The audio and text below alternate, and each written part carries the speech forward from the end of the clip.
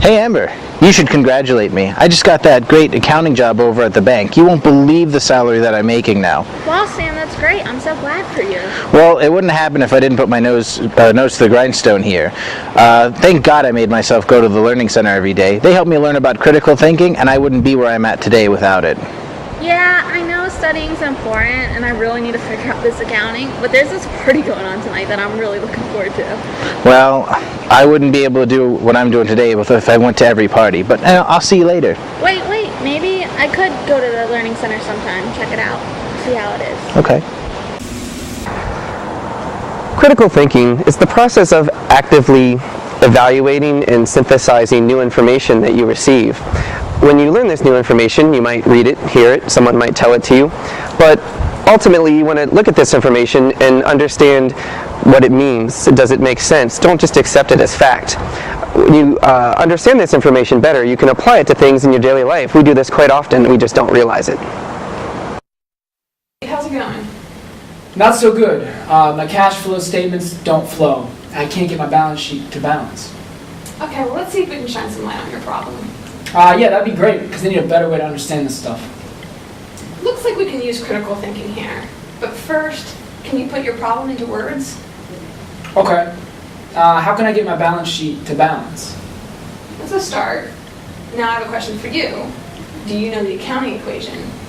Yeah, the accounting equation. Assets equal liability plus equity. Yeah, that's correct. Now let's think of that equation kind of like a balance beam, kind of like the ones you see in old movies to weigh gold. Oh yeah, I know what you're talking about. Yeah, and we need to keep this equation balanced at all times. So if we add more gold to one side, we have to add more gold to the other side to keep it balanced. Does that make sense? Yes, it does. Okay, so have you made any big purchases lately? I recently purchased a laptop. Okay.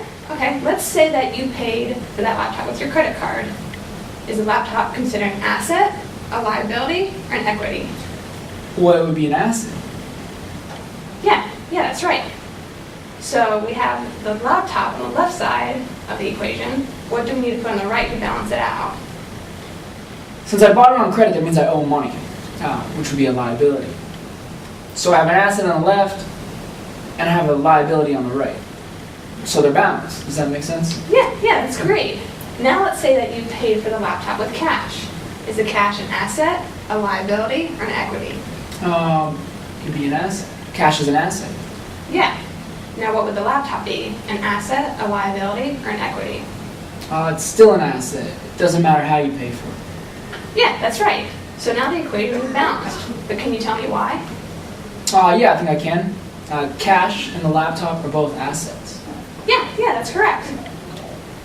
So you're just trading assets. You're trading cash for a laptop. Exactly, that's perfect. So now does it make more sense how to balance out a balance sheet?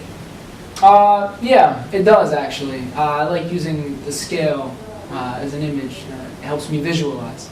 Yeah, you're using critical thinking right there. Awesome. Thank you so much. This is definitely going to pay off for my exam next week. Appreciate it.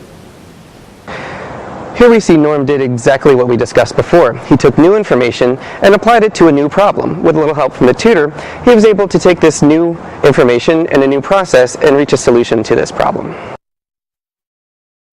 I'm a nursing student and we have all these units to convert. I don't know why we're doing them and I don't understand them. Okay, we can work on that. I don't even know where to begin. Okay, well let's stop and think for a second. Let's do some critical thinking. Because Okay. I bet that unit conversion is something you already do in your everyday life. For example, let's see, do you like to cook? Cook? Yeah, cook.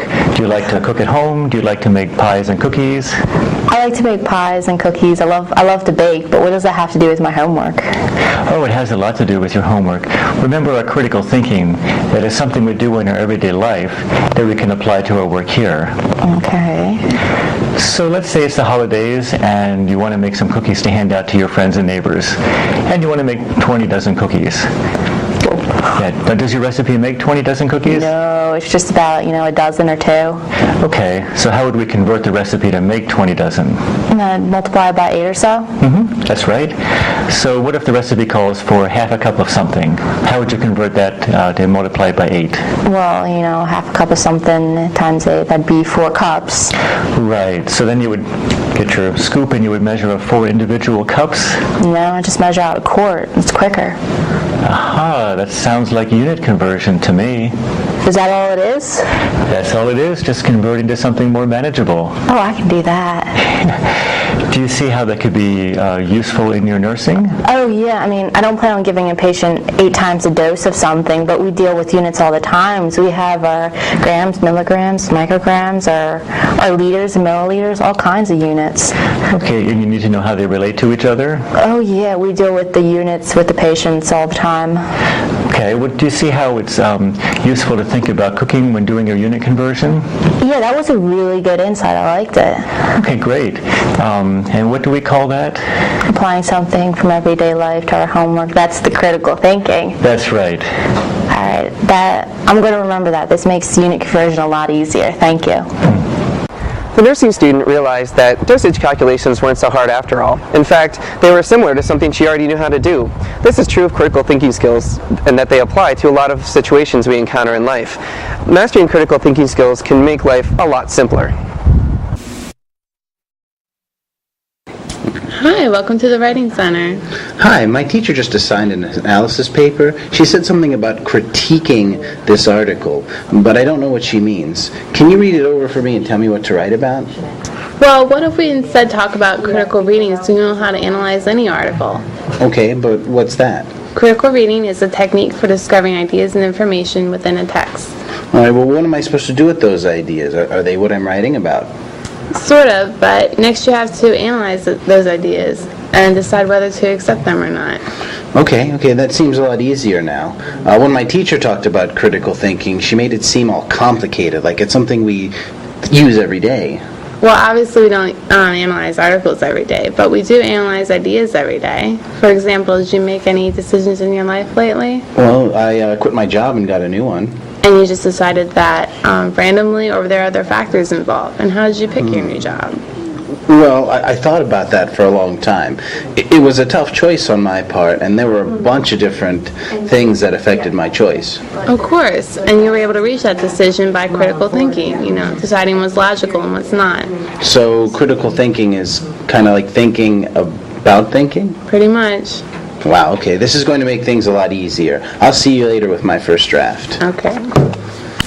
I use critical thinking to make my balance sheet balance and to understand the principles of accounting. Dosage calculations are really important, and you can't mess up on the test with them or with patients. The tutor helped me not panic. I stepped back and looked, and he told me to think of baking. And I can bake, and I love baking, so if I ever panic, I step back and I look, and I just think of the baking and the units conversion. It comes much easier. I'm not as nervous. I complete my tests, and it works out quite well. So the unit conversion and the baking was an excellent way to use critical thinking in my homework. I've never written an article critique before, and it sounded really hard at first, but then once the tutor laid it out for me and made it seem like it's almost as like making a real life decision and just looking at every little point critically, I was able to work with the article a lot easier and get my paper done. We've seen several students apply critical thinking in a variety of ways. They used new information to solve new problems. Try it someday and see what kind of critical thinking you can apply to situations in your own life.